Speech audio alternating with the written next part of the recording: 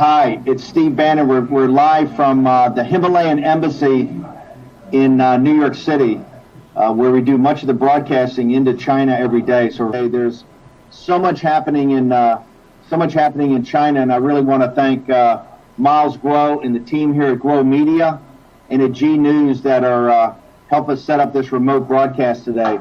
We have a lot to talk about. There's a tremendous amount of news coming out of China today on the in Wuhan, particularly as the pandemic even gets worse.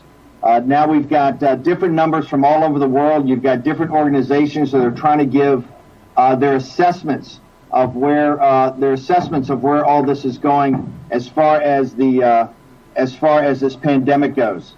It shows the terrible conditions in Wuhan, and it shows what's happening with the Chinese citizens. I want to just show you today on the Financial Times of London leads with about Apple's factories not being able to open up. Citizens that went home into the interior from southern China, Shenzhen, and other areas where the factories are not allowed now to come back. There's many blockades. They've got to do many tests. People don't want this virus to spread. And so, Miles, before we get to and talk about some of the activity in Wuhan and some of the videos, I want you to can you give your assessment to the American people? That's because mainly on our live stream, although we go throughout the world, it's a big American audience, and in Chicago at our stations. Where do you think this is Curtis Ellis, putting America first. The coronavirus shows the dangers of doing. Steve, today we connected before, asking me about the Wuhan coronavirus is the situation. Very important now. I see in the West media about coronavirus. This in Wuhan. Nearly all the members and the data all this fake.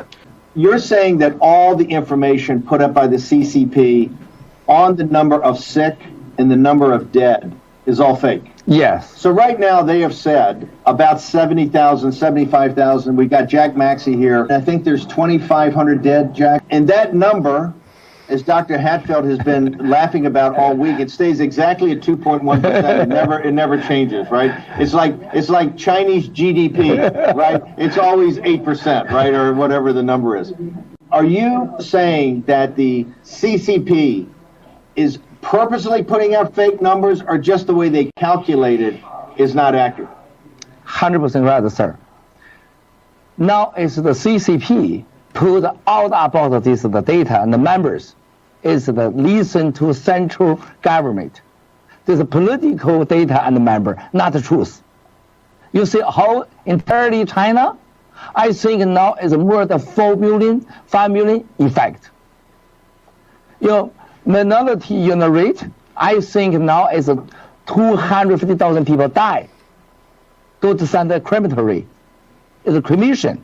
This is the real truth, I think so. So, right now, we know we have in Hubei province, there's essentially 80 million to 100 million people under quarantine, right? That's what they're saying. Yes.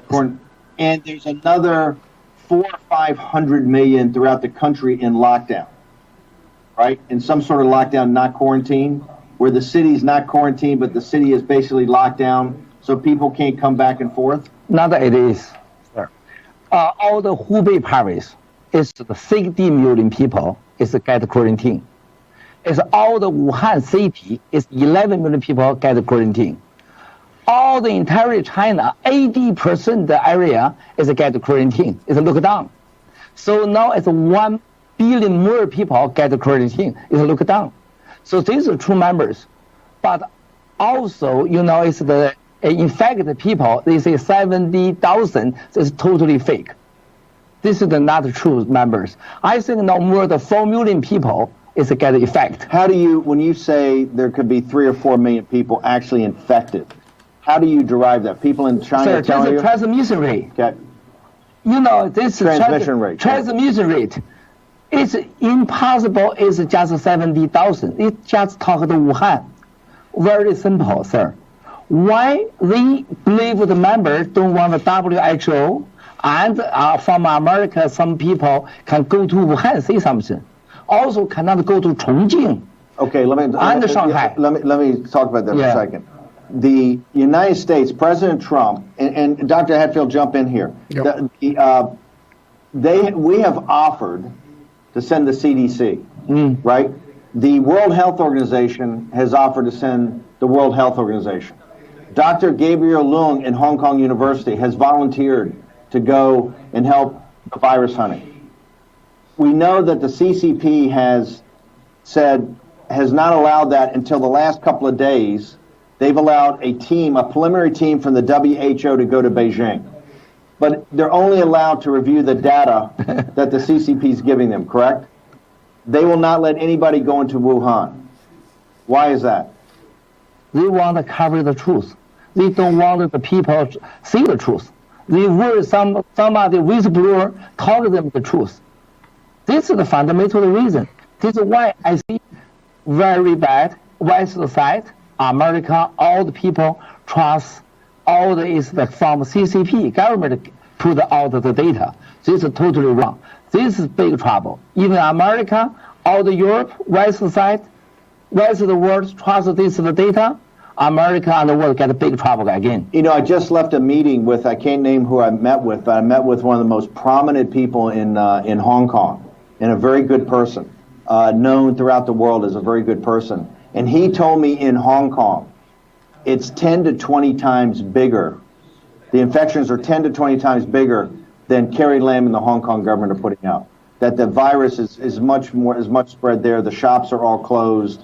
There's no food on the shelves or anything like that. So it's much, much worse than it's being portrayed. Now, we want to get to these videos in a second, but I want to go back to the numbers and the scale of this, because and Dr. Hatfield, I'd like to ask you, what doesn't make sense to me, just common sense, is we essentially right now have 1/10, and Jack, correct me if I'm wrong, 1/10 of the world's population.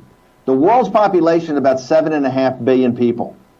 We have right now essentially 50% of China, or 10% of the world's population, is under some form of quarantine. It's either fully quarantined, like in Wuhan, in parts of Hubei, or in what we call lockdown, which is quasi-quarantine. And we now know from the major corporations, like reported today, as I told you in the Financial Times, the factories are not open because there's not enough workers that are coming through and able to get back through from the provinces because there's all these checkpoints. So, Dr. Hatfield, why is it that the World Health Organization, which is supposed to be a part of the United Nations and represent the world to take care of the entire world, right, to oversee these pandemics, why are they sitting in hotels in Beijing? And to Miles's point, why is the CDC, why is Dr. Gabriel Leung in Hong Kong, why are the top virus hunters, why is Dr. Stephen Hatfield, why are the top virus hunters in the world not allowed to go to Wuhan? They don't want them there. The WHO is pretty powerless. We saw the same thing in 2014 with the Ebola outbreak. And they tried to monitor the thing from several hundred miles away in the capital city. You have to have boots on the ground. You have to have your own people there to verify what is happening before you can start to formulate where the greatest need is and just specifically what assistance you can most effectively provide as fast as possible. You have to have boots on the ground. You can't do this remote control. Let me ask you, and we're going to get to there are two women now essentially in charge, senior members, cadres of the Chinese Communist Party and the PLA are now in charge of Wuhan. We're going to get to them. Miles happens to know these individuals quite well. But Doctor, let me ask you, you've got the CCP's numbers over here, which is the 70,000 infected, 2,000 dead. You've got other people that are saying there could be hundreds of thousands, 400,000 or 500,000, doubling every 6 days, with, tens of thousands dead. And then you have Miles and other people that we're hearing from China that said there could be millions of people already infected. and hundreds of thousands of people dead, and some of those died by other reasons, and they're just not being counted into the virus, but they died because of the virus. Here's the question for you. Given the scale of this quarantine, do you get a sense that the quarantine is actually working in Wuhan, that we're actually stopping? Because you told us at the very first episode that we had that you have two ways to stop this. You either have a vaccine, which is not going to come for a year or more, or you have social separation. Now, the Chinese, it looks like they've tried everything they can possibly when they finally got on top of it for social separation, right? And I'm not discussing how far they tried to lie to people or didn't get on top of it before it spread. But given the fact now of this massive quarantine, do you think their social separation scheme is working? No. This should have come to a fairly screeching halt, especially now the people are aware and they're very, very frightened. So you don't have to force self-distancing measures. The fear of infection is doing it. We're missing something here. You're saying if the quarantine had worked or was showing to work, already you would start to have a pretty significant drop in the infection numbers? Yes, it should have been fairly dramatic after 7 to 14 days. We haven't seen that. So even in the CCP numbers, if you took those as ground truth, you would say, in your professional opinion, that in central China the quarantine's not working. No, it should be getting to peak, and it doesn't look like it's anywhere near ready to peak. I think what we're going to do, Miles, is get to the videos in the second half of the show. But what I want to do, I want to talk about specifically, because this is getting to be a big controversy in the United States now. I want to talk about the two individuals that really control Wuhan now. They're both women. One is a Vice Premier Sun Chunlai, and she's very close to President Xi, I take it? She was sent down, I think, 10 days ago, right, to enforce an even more thorough quarantine. She came down and gave a speech the first day that said, hey, we're going to go door to door. And we go door to door, we're going to take your temperature, right? And if we deem that you're infected, if we deem you have a temperature, you're coming with us, and you're going to a quarantine center, right? And patriots go to quarantine centers, but traitors give us a hard time. And we've seen many of the videos coming out of Wuhan where there actually looks like nailing people, or if they don't come, they get nailed. They either get dragged away or they get nailed into their house. Can you tell us first about her, about Vice Premier Sun? Why was she sent down there? Is she got more power than the people were there? Many people she fired everybody when she got down there. Is she the person that can actually make this quarantine work? I know her more than 25 years ago. She's the wonderful politician lady. Also, hers is the very is the CCP style. It's a liar. you listen to her talk this, never happen. Never happen. We send the police, arrest the people, never door by door open, ask you, help you. They close your door. They lock your door. They arrest you. Even you say something in defense, we use the guns, put in your mouth. You can see the video. Many people drop the building, suicide. They don't say anything. She's a liar, politician. This is why you see all the CCP talk about Wuhan, coronavirus, everything is fake, and listen to politics people talk. This is a disaster. Don't trust the guy. So you're saying sending her down there just shows more CCP control, more lies, more brutal repression of the sick that are trying to get the message out of how sick they are? Yes. And we'll get to, in the second part of the show, we're going to show some videos actually of people that took them and have gotten them through the firewall, and we're able to see these. Yes, sir. Video is good evidence. It's the effect. We don't listen to us. Don't listen to us, go by the verify. See the videos, much better.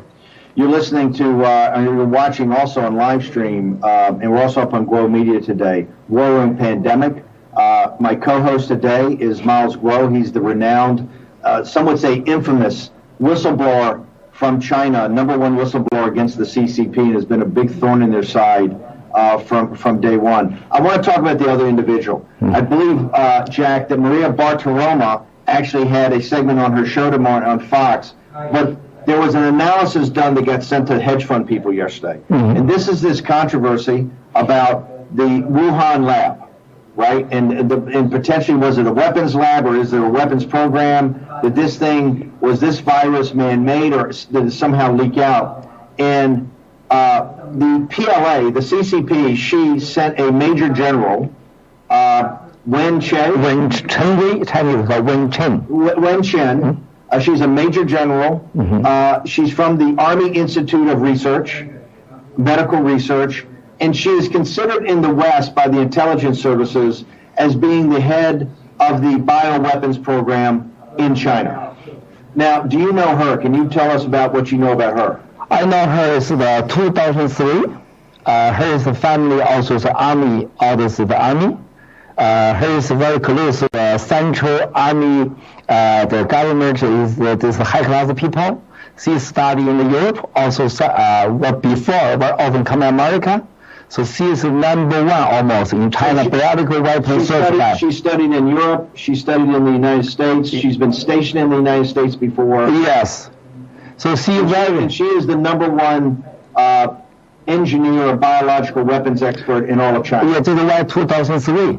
She solved the China, the SARS. She helped solve the SARS. Very close to China Vice President Wang Qishan and Xi Jinping. She's close to Wang Qishan. Very close. So when you send her down, we've only got 2 minutes, and Dr. Happ will take a break here in a second, go to commercial, but if you send a major general that's in charge of the entire biological weapons program down to Wuhan to help Vice Premier Sun in the situation, as someone that was a senior executive and entrepreneur in China and know the CCP, what does that signal to you? It's the general don't listen to Sun Chunlan. Just listen to Wang Qishan and Xi Jinping. This is a totally different path. China is the organization political. This army don't listen political guy. Sun Chunlan is just listen Xi Jinping. The general just listen Xi Jinping and Wang Qishan. So this is very strange. Why this the Sergeant General go there, join this case? This is very complicated. When we come back from break, I want to have Dr. Hatfield. Stephen, what I want to do is start. You've actually looked at some of the reports that came out today, some additional analysis where they say it's not highly, but they say it's improbable, I believe, that this came from a weapons lab. Right. And I want to walk through briefly the science when we come back in this episode of War and Pandemic. I'm here in New York. We're at the Himalayan Embassy, which is the broadcast center of Grow Media and G News. My co-host today is Miles Grow. And I want to thank everybody for making this happen. We're going to be doing more remotes from this because we want to get more voices in here in this horrific situation. One of the reasons that today we're focusing on central China and Wuhan, why Miles is here, is that the central part of this problem is in China. Right now, we have 1/10 of the world's population, almost 700 million people in China, are under some form of quarantine, whether it's a lockdown, whether it's quarantine, a hard quarantine, where they're going door to door, however you want to say it. At Angie's List, we've made